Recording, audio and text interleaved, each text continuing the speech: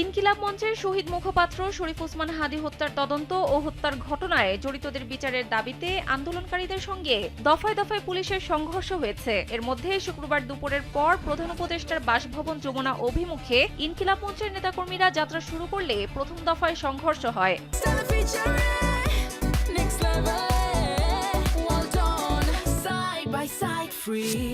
এ সময় আন্দোলনকারীদের ছত্রভঙ্গ করতে পুলিশ জলকামান ও টিয়ার গ্যাস নিক্ষেপ করে। পরে হামলার প্রতিবাদে বিকেলে শাহবাগে অবস্থান নিলে আন্দোলনকারীদের ছত্রভঙ্গ করতে সাউন্ড গ্রেনেড নিক্ষেপ ও লাঠিচার্জ করে পুলিশ। সংঘর্ষের পৃথক ঘটনায় মোট 96 জন আহত হওয়ার খবর পাওয়া গেছে। ঢাকা মেডিকেল কলেজ হাসপাতাল সূত্রে জানা গেছে, পুলিশের সঙ্গে সংঘর্ষের পর 96 জনকে আহত অবস্থায় ঢাকা মেডিকেল কলেজ হাসপাতালের জরুরি বিভাগে নেওয়া হয়। তাদের মধ্যে একজনকে হাসপাতালে ভর্তি করা হয়েছে। বাকি আহতরা প্রাথমিক চিকিৎসা নিয়ে হাসপাতাল ত্যাগ করেছেন।